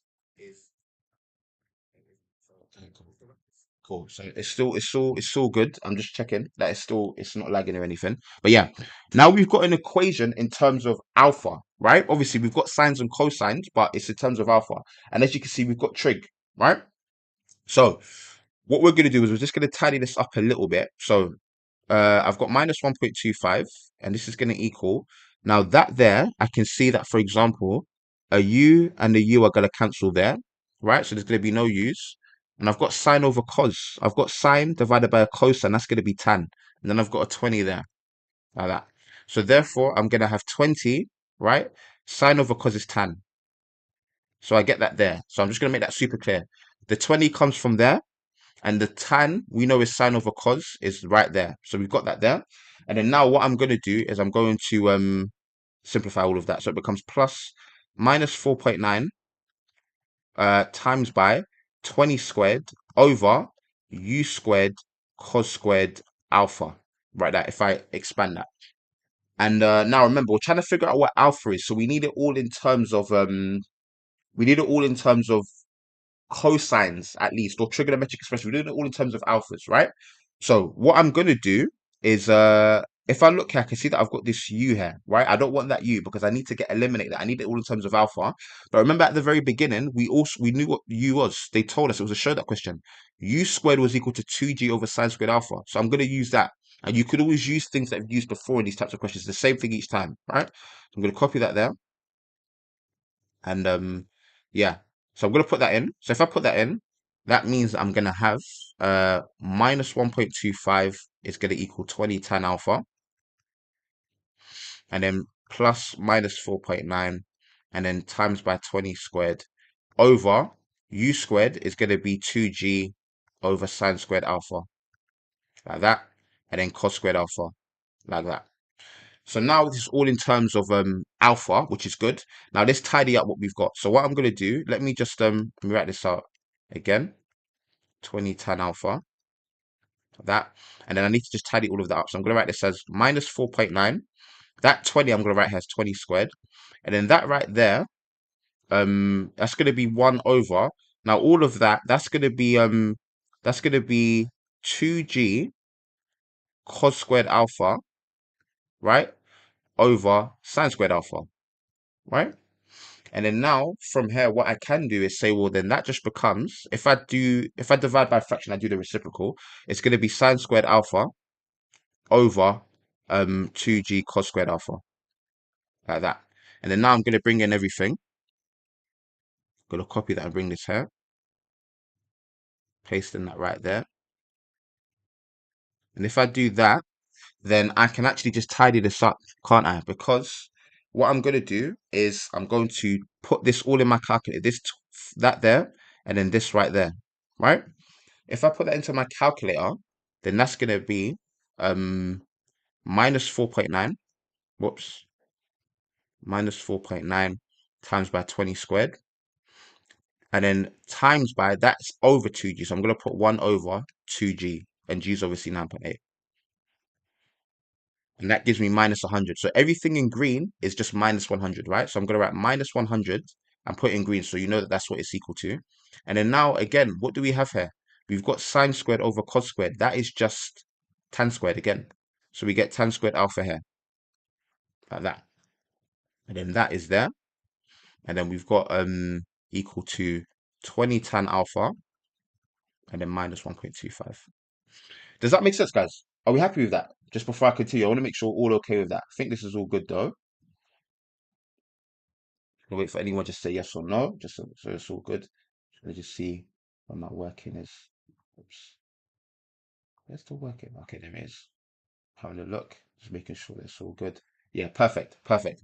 So now, let me just go back to the live chat. Yep, cool. So now we've got this. This is just an equation in terms of alpha now that we can use to figure out what alpha actually is. So this is a quadratic. I'm going to move everything from right to left. It's going to be 100 tan squared alpha, minus 20 alpha, minus 20 tan alpha, sorry, minus 1.25 is going to equal 0. Let me just double check. Yep, negative. Perfect. So now, quadratic formula, as Flyboy Swag says, or you could just put it into a quadratic solver, which is what I'm going to do. So I put it into my quadratic solver. What's going to happen here? Move it here. Gonna go here. And then that's going to be 2 polynomial, 2 degree 2. The coefficient is 100. That's minus 20. And then that's minus 1.25. And that gives me tan alpha. Tan alpha is going to equal 1/4. Or tan alpha is going to equal minus 1 over 20. Now remember, we're looking for alpha. Alpha is the point of projection. It's the angle of projection, sorry. So that can't be negative. So we're not going to use this one. No solutions here, right? It's going to be this one we're using. And obviously it's going to be acute, isn't it? Because we're dealing with an acute angle. Angle of projection is going to be acute. So alpha is what we're looking at here. Well, all I'm going to do is just take the tan inverse of that. And then let me just make sure my calculator is in degrees. So it's not, it's in radians, so I need to change that. Degree, and then tan inverse of 1/4. That gives me 14.036, right? So I'll just do it to 3 significant figures, which is going to be 14, yeah? 14.0 degrees. And I think somebody put that in the chat a while ago. But yeah, does that make sense? Happy with that? Yeah? And yeah, these are always in degrees. The projectile question is always in degrees. Yeah? If I see radians of paper free, I'll walk it out. But yeah, cool. So we've done that. And part C. Actually, I keep forgetting. I've actually got it here. Got it here. Yeah, perfect. State one limitation of the model that can affect your answer to part B. So again, with these types of questions, I've just got all of them there, but you're just basically negating what they've told you about the model itself. They told you that the ball is modeled as a particle. Always negate that. Why is the ball modeled as a particle? In real life, it isn't, but the particle have dimensions. Did they mention anything about air resistance? They probably didn't, and so on and so forth. So this is just the one marker, and these are all of the answers that you can get here. The target will have dimensions, so in practice there would be a range of possible values of alpha. That is true, right? That's true as well. Or there'll be air resistance, the ball will have dimensions, wind effect, spin of the ball. So just if you just memorize these are just fine. Yeah? Cool. So we've done that. And then part D is the spin of the ball same as spin speed. Spin of the ball, same as spin speed. I think with these with the one markers, right? Yeah, you could just if you just say spin of the ball, then that's fine. That's what you're asking, yeah. But yeah, I'm gonna go over ladders. That's my next one. I've got a moments question after. It says find the time taken for the ball to travel from A to T. Now remember, from A to T, we were dealing with this model here. Um, we're dealing with A to T here. Remember, algebraically speaking, we said that the time was equal to 20 over U cos alpha, right? So I need that, yeah, because this is the time algebraically for the particle to get to that point T. So I'm going to copy this. I'm going to grab that. I need that. And then we need that time. Now, what do we know? We figured out what alpha is, right? And we need U, don't we? So we know, by the way, that alpha was equal to 14 degrees. So I can punch that in there. But as well as that, U is what we need to figure out as well. But remember, we know what U is. Or we know what u squared is, isn't it? Where was u again? U squared was that there. So what I can do is use that there, and I can actually punch that in there, can't I? So I could put that there. So basically what I'm going to do is say, well, if u squared is 2g over sine squared alpha, then that means that u is going to be equal to 2g, the square root of 2g, sorry, like that, over sine alpha, like that. So to be fair, what you could do is plug in alpha and then plug in u, but I think algebraically it's nice if I just plug in u because what will happen, I'll get a tan here, wouldn't I? So if I plug that in, I'm going to say t is going to equal 20 over, I know that u is that, the square root of 2g over sine alpha, like that. And then I'm timesing that by cos alpha. So here, well, what do we know? Well, I'm going to just tie this up. I've got 20 over, it's going to be root 2g, root 2g, cos alpha over sine alpha, like that. And then now, if I want to do that, it's going to be 20 times by sine alpha over root 2g cos alpha. And now this is quite good because I can bring that root 2g on the bottom here. That's going to be root 2g here, 20 over root 2g. And then sine over cosine is tan. So I get this there. And remember, I know that alpha is 14, but remember, we knew what tan alpha was. So we can use that instead. Tan alpha was a quarter. So it's actually nicer to use it. This is more accurate too. So I can say that therefore, since tan alpha is a quarter, then that just means that the time, which is what we're looking for, is going to be 20 over root 2g multiplied by a quarter. And that's much nicer to use instead. So I'm going to put that into my calculator and see what I get. 20 over root 2g times 9.8. Where is it? Times 9.8, sorry. And then times by a quarter, like that. And I get 5 root 10 over 14. And that is approximately equal to, three significant figures, 1.13. And what is it in seconds, I'm guessing? Does that make sense? Happy with that? And yeah, that's pretty much it. So again, what I'll just say, a couple of tips with projectiles, right? Is there's always a trigger question, right? It's always trig. And I think the identities that you should memorize is sine squared, obviously, plus cos squared is equal to 1. That's one thing you need to remember. And obviously, you're always dealing with tan, isn't it? So always remember this one as well. 1 plus tan squared alpha is equal to sec squared alpha as well. Yeah, and obviously, sine over cos is equal to tan. So these are the three identities I would recommend that you guys still have in your mind for Thursday. Yeah. So we've done that. We've got one more question. It's been an hour and 21 minutes. Yeah, overrun a bit. We've overrun a bit slightly, but we happy for me to go over the moments question I have, the ladder one? Just let me know. I've got it here, but just let me know if that's all good. And I'm just gonna check the chat just to see I haven't missed out anything as well. But yeah, okay. I'm just looking at. Okay, I can't see anything. All right, so yeah. What do we think about moments, guys? Ladder questions, right? So put a 0 if you think I have no clue what to do here, right? With moments, I'm cooked. Or put a 10 if these type of questions are easy. Let me just zoom out so you can see the actual question as well, by the way. But let me know what you think. And I'm just going to go up the chat just to see if there's anything that I've missed. Okay, let me just load this up as well. What to do here, right? With moments, I'm cooked. Okay, cool. So this is still good. Connection is still okay. I'm just double checking every now and then. How many people are there? 162. Appreciate it. That's a lot of people for me. Anyways, cool. So now let's have a read of this. What does it say? I'm going to zoom in. It says we've got a diagram here, figure 1. A ladder AB has mass M and length 6A. The end of A of the ladder is on rough horizontal ground. The ladder rests against a fixed smooth horizontal rail at the point C. The point C is at a vertical height 4A above the ground. The vertical plane containing AB is perpendicular to the rail. The ladder is inclined to the horizontal at an angle alpha, where sine alpha is 4 over 5. The coefficient of friction between the ladder and the ground is mu. The ladder rests in limited equilibrium. The ladder is modeled as a uniform rod. Using the model, show that the magnitude of the force exerted on the ladder by the rail at C is 9 mg over 25 for 3 marks. Now, again, this is a ladder question, right? Moment you see that, show that, right? When you see a ladder question, you're always taking moments, essentially, right? So we need to take moments, but obviously, again, we need to draw a force diagram. So I've got it summarized here. So we need to figure out the forces that are acting on this, acting in this plane, right? So remember, AB was a uniform rod, right? What did they tell us about the mass of the rod? The mass of the rod was capital M. Yeah, so that means that the weight of it is gonna be mg, and because it's uniformed, it's gonna act down the center. So I'm gonna put this here. I'm gonna put a weight of mg going like that. And then now, what else do I have? Well, I've got a point of contact with this here, C, right? Now, this is a ladder here. It's at an angle.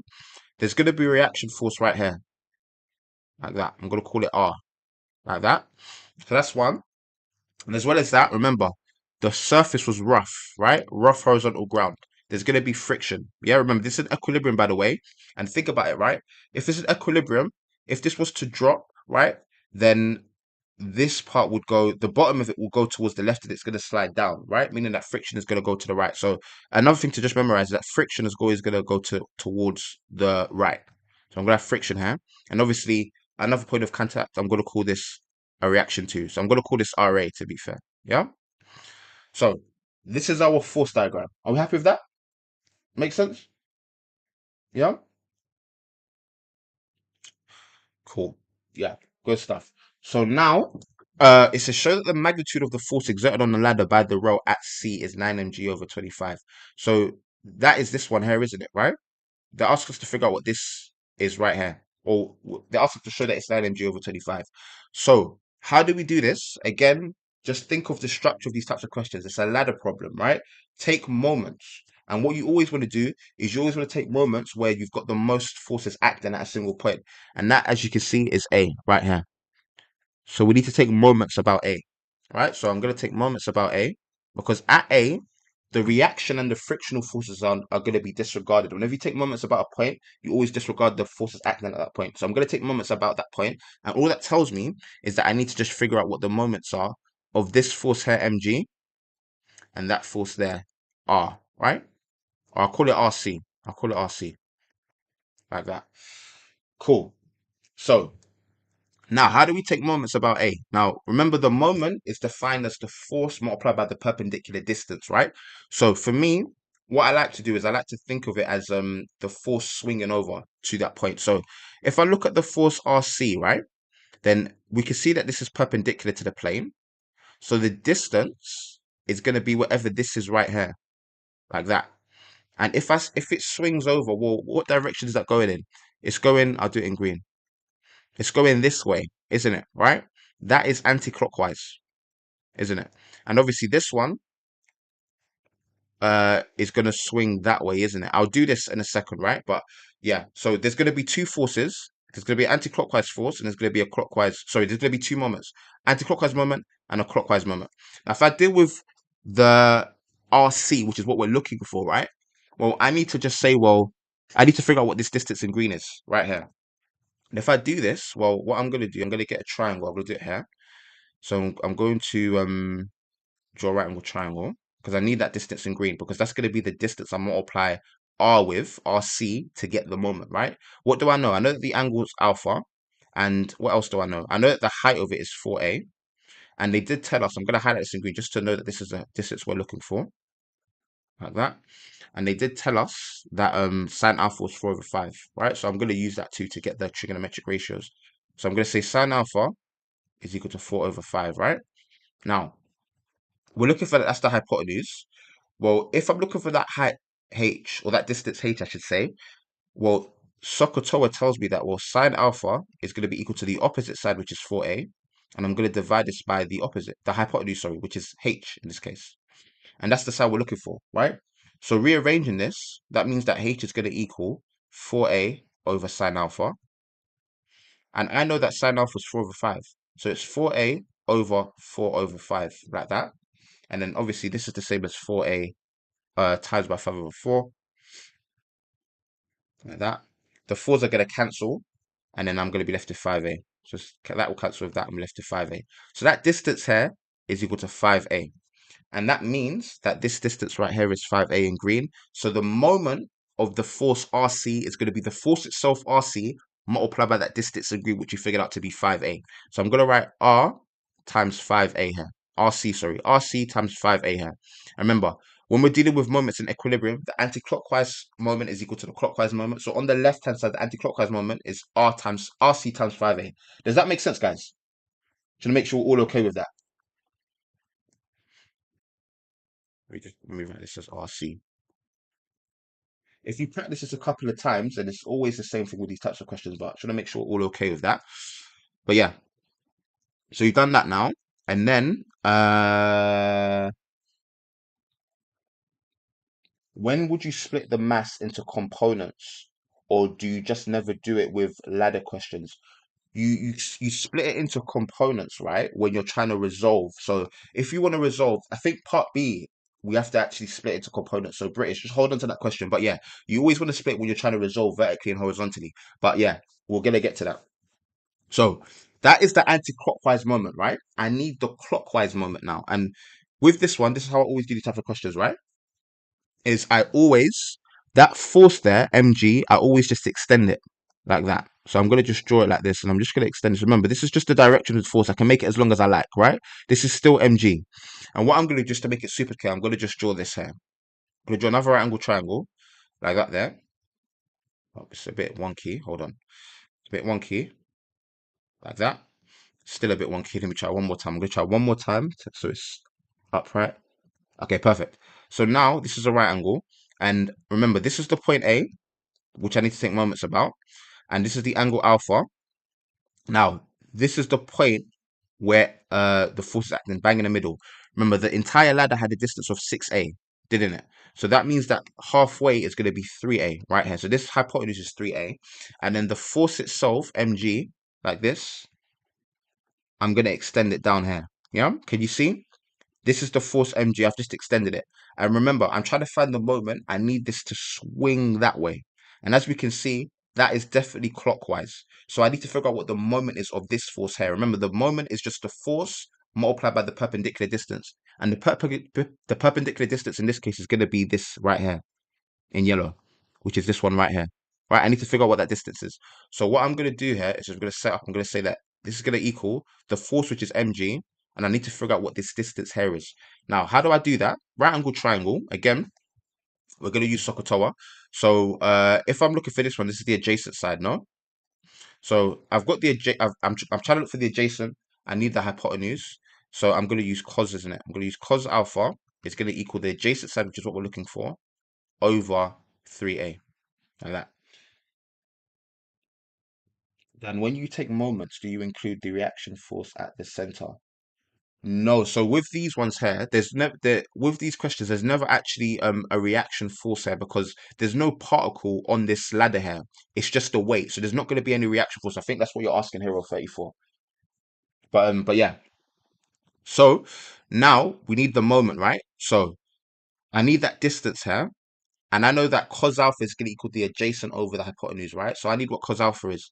Cos sine alpha was 4 over 5. If sine alpha is 4 over 5, let me just draw a right angle triangle like this. Got this here. That means that this is 5. The hypotenuse is 5, and the opposite is 4. This is a 3, 4, 5 triangle, isn't it? Because sine alpha opposite 4 over 5, definitely. So that means that cos alpha is just going to be 3 over 5, right? Adjacent over hypotenuse. So I know that cos alpha is 3 over 5, and that means I could put this here. Or I could say, actually, I'll just do it. Yeah, no, I could put it there. So I can say 3 over 5, that's cos alpha, is going to be adjacent over 3a. And then now times and everything by 3a, that means I'm going to have 3 over 5 times by 3a is going to equal the adjacent, the side in yellow, which we're looking for. And that's going to be 9a over 5. So therefore, this distance in yellow right here is 9a over 5. And that is the distance, the perpendicular distance to mg, which is what we're going to use to multiply to get the actual moment, right? So in that case, we could say that, well, the moment is going to be the force mg times by that distance in yellow, the adjacent, which is 9a over 25. So I get 9a over 25. Sorry, 25. 9a over 5, sorry, like that there. And then now, remember, we're looking for RC. So all we need to do now is just get RC on its own. So doing that, that's just going to be, I'm going to just divide by 5a. So I'm gonna say RC, or you know what I'll do? RC times 5a. I'll just tidy this up a bit. That's going to be 9a mg over 5. And now if I divide by that 5a, remember, I'm just going to multiply that on the denominator. Whoops. 9a mg over 5 times by 5a. What happens here? Well, the a's are going to cancel. A's will cancel there. I get 9 mg on the top. And then 5 times 5 is 25. So I get RC is 9 mg over 25. Does that make sense, guys? We're happy with that? Let me just zoom out a bit so you can see all the working. But hope that's all okay. I'm just going to check again just to see that it's still working well. Okay, cool. Good stuff.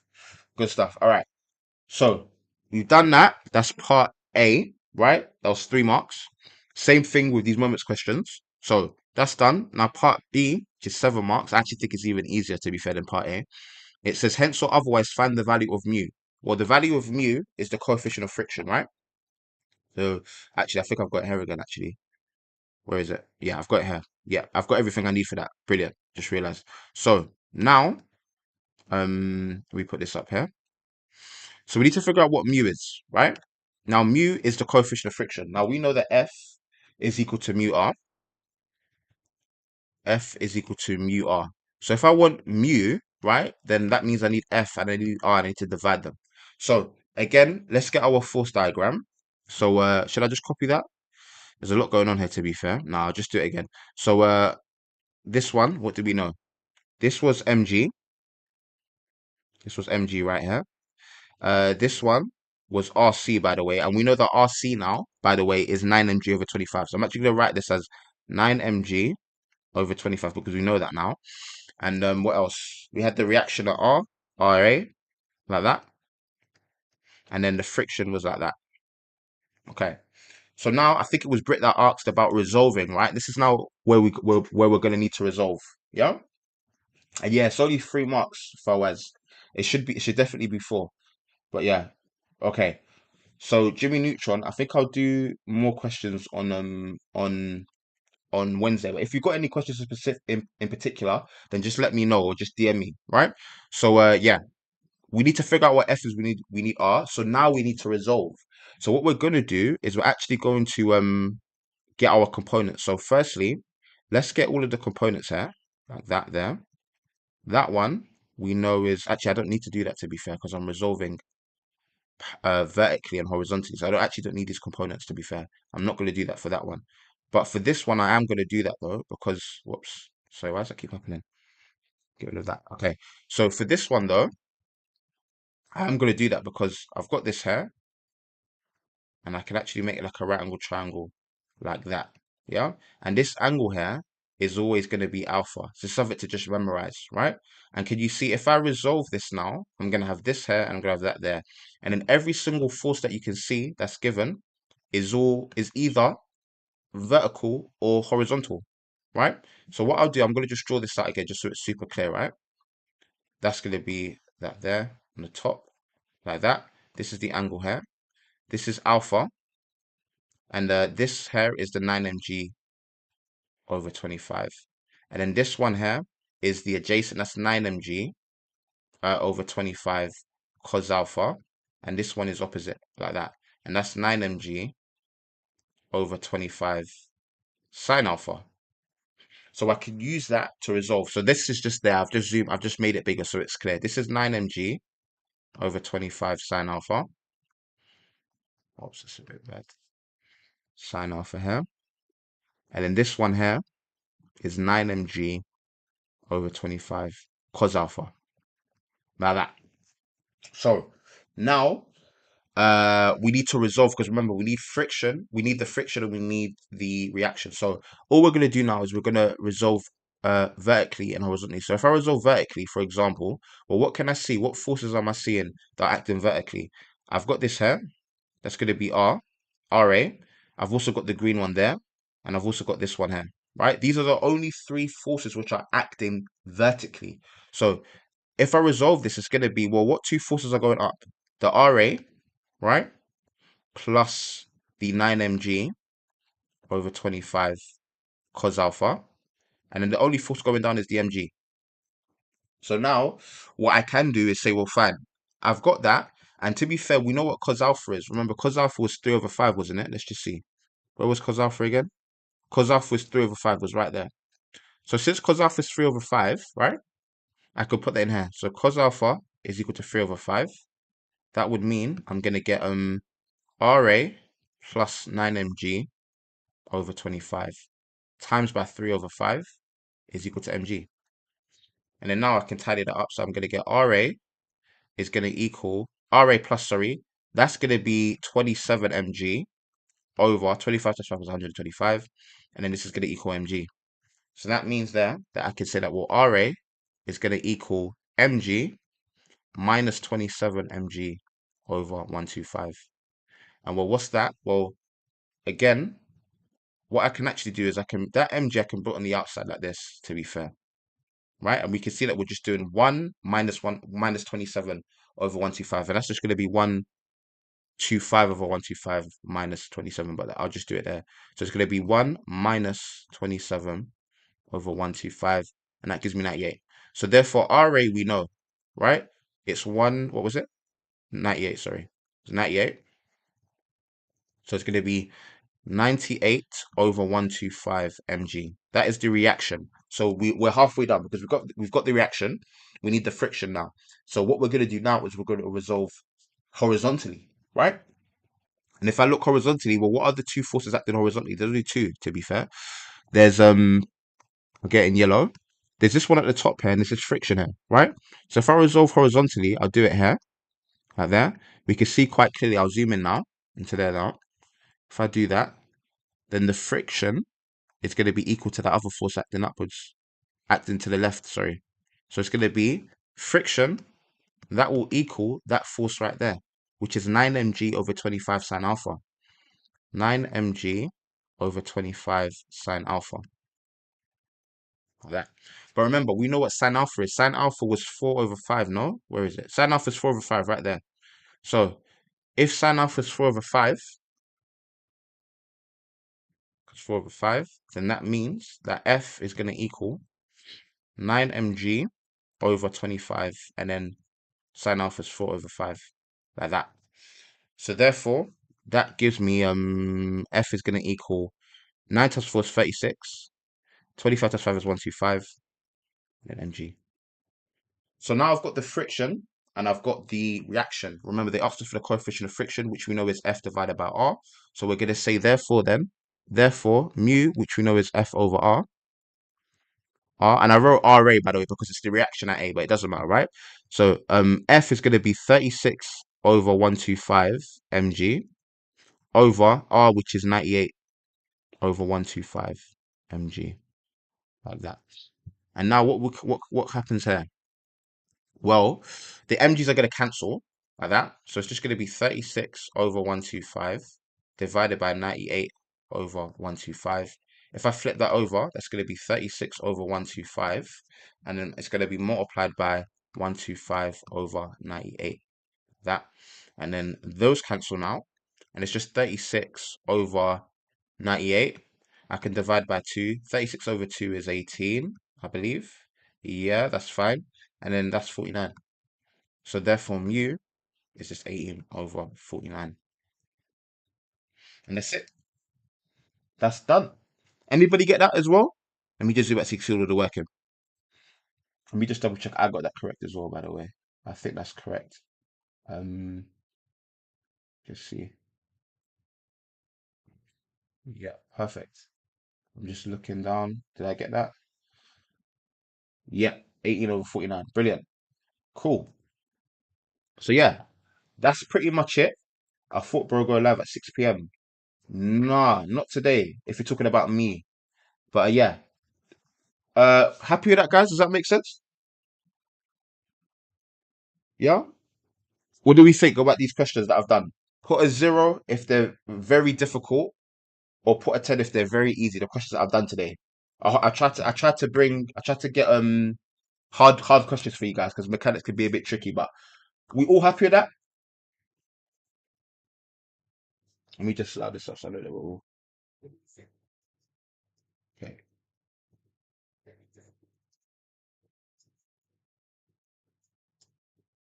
Cool. but yeah, that's pretty much it. Moments of resolving, we sorted. Yeah, literally, that's all we're gonna. That's all. That's definitely gonna come up. Yeah, and Hamza's apologies. But yeah, obviously you'll be able to watch this back anyway. Yeah, cool, cool. So yeah, that's pretty much it. And yeah, we've got through these 5 questions, and then I think on Wednesday it's gonna be at 7:30 because I've got a lesson before then. 7:30. I'm just gonna go through. I'm gonna go through stats and mechanics. What Q was that from? What year? This one. What was this from again? Let me check. I think I've got it with solutions here. With solutions. Did I put? I think I put a link. Oh, I don't have a link, but I think it was from. Hold on. Get this up here. Let me get another tab up. I think it was from. This is a good website, by the way. I get my things from examq.co.uk. It's a really good website. It filters it. So I think it was. Let me check. Let me check. Paper free mechanics, and then if I go to moments like that, it was 2020. This was 2020 British. Yeah. The third stream isn't scheduled after the exam. Is it your exam on Thursday? Your exam's on Thursday. The stream is on Wednesday, no? Or have I got that wrong? Yeah. Cool. Can you please link the notebook? Yeah, I'll do that. I'll do that. Let me do that. Let me do that now. Let me do that. I'm gonna try and do that. Give me a sec. Um, let me do that. If I link this, how do I get the link again? I'm trying to. I don't know how to use these Macs. Alright, cool. I know what to do. I'm gonna go to there. So I'm just getting up. Give me a second, guys. I'm just on another tab. I'm gonna copy that. I need the link right there. Copy. I don't know how to copy this, you know. Mate, I do not. Is it Command C? I'm using a Mac for my other laptop. Would that work? Command V? Oh, it works. Guys, I just tried to link it. I just put it in the chat, but it's not letting me. I don't think I can send links. Bro, I did love it, Sam. Don't kill me, hero. You're too funny. But yeah, I just tried to put the link. Oh no, it did. It's there. It's there. Yeah. Cool. Cool. Have you reached Unc status yet? Does that mean, are you asking how old I am? Oh, I'm 27. So if that's Unc, then I'm an Unc. But yeah, that's pretty much it. Let me just come off this now. Hold on. I need to go to OBS and let me just put this down. So yeah, that's good. And then let me go to Big Cam. And yeah, that's pretty much it.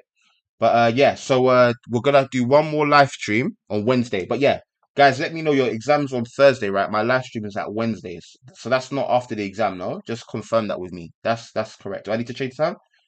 Yeah?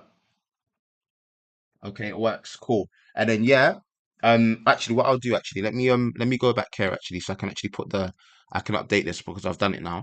So what I'll do is where is it? This one here, just so it's easier. This is the I need to copy this. Copy. I need to bring this here to YouTube live streams, copy that there. So that means now, can you see if you go to YouTube live stream, you don't even need to look at this now. You can see there the answers are going to be here, and I've got the links to where I got them from as well, and the titles also. You'd find these easily as well. So I hope that's all you're all okay with that. But yeah, that's pretty much it. Let me go back to OBS now and then go to Big Cam.